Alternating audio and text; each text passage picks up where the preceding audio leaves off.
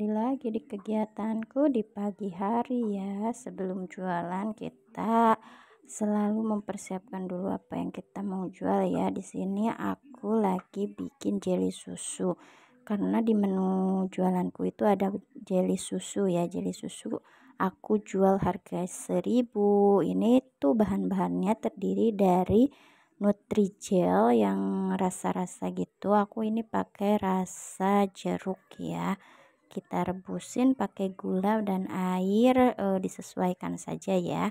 Dan setelah semuanya bahan itu matang, lalu kita cetak di cetakan yang seperti ini. Ada cetakan karakter, ada yang berbentuk bunga juga ya, ada yang kura-kura, ada yang pesawat, kepiting dan beruang.